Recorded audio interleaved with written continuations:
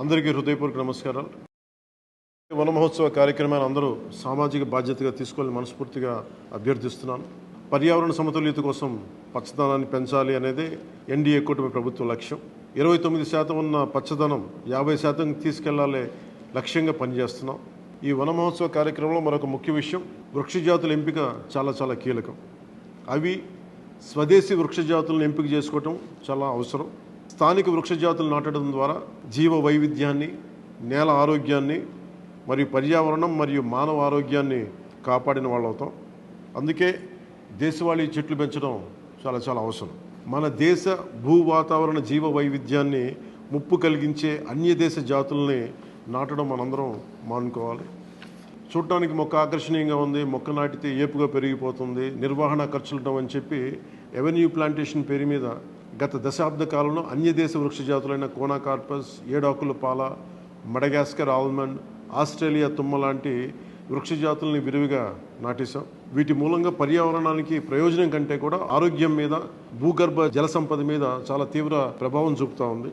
అందరూ ఆ ప్రాంత జీవ వైవిధ్యాన్ని పెంపొందించే స్వదేశీ జాతులను మాత్రమే నాటాలి అనేది ఏ దేశపు వృక్ష శాస్త్రజ్ఞుల్ని అడిగినా చెప్పే మాట ఇది. కానీ ఆ వాస్తవాన్ని విస్మరించి విదేశీయ మొక్కల మోసుతో రాష్ట్రమంతటా కోనాకార్పస్తో నింపేశారు. కోనాకార్పస్ అసలు మొదట పరిచయం చేసిన అరబ్ దేశాలే దాన్ని నిషేధించినాయి. ఎందుకంటే దాని దుష్ప్రభావాలను గుర్తించిన వెంటనే నిషేధించారు, తీసేశారు. మన దేశంలో తెలంగాణ, గుజరాత్, కర్ణాటక, అస్సాం ప్రభుత్వాలు కూడా వీటిని నిషేధించినాయి. ఈ కోనాకార్పస్ లాంటి విదేశీ వృక్ష జాతుల మూలంగా జరిగే అనర్థాలు చాలా ఉన్నాయి. అవి ముఖ్యంగా మన భూగర్భ జల సంపదను హరించి వేస్తాయి, శ్వాస సంబంధ ఆరోగ్య సమస్యలకి కారణమవుతున్నాయి.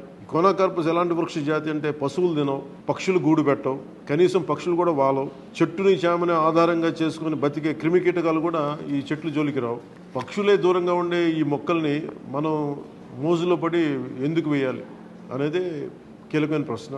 అందుకే ప్రతి సంవత్సరం జూన్, జూలైతో మొదలై నవంబర్లోని కార్తీక సమారాధన వరకు కొనసాగే ఈ వన మహోత్సవ కార్యక్రమంలో మన స్వదేశీ జాతులైన జీవ ఇంధనంగా ఉపయోగపడే కానుగ, వేప, చింత, ఉసిరి, శ్రీగంధం, ఎర్రచందనం, రావి, మర్రి, రేల, దిరిసెన, సీత, అశోక, మారేడు, నేరేడు, దేవకాంచనం, తెల్లమద్ది, మామిడి, కదంబం, జమ్మి, వెలగ, సీతాఫలం ఇలాంటి ఇంకా ఎన్నో మన జాతుల మొక్కల్ని నాటాలని అందరినీ అభ్యర్థిస్తున్నాం, కోరుకుంటున్నాం. 29% ఉన్న మన పచ్చదనాన్ని 50% తీసుకెళ్లే లక్ష్యంగా చంద్రబాబు నాయుడు గారి నాయకత్వంలో కూటమి ప్రభుత్వం పనిచేస్తుంది. అందరం కలిసి పచ్చదనాన్ని పెంచుకుందాం, పర్యావరణాన్ని కాపాడుకుందామని తెలియజేసుకుంటూ జై హింద్.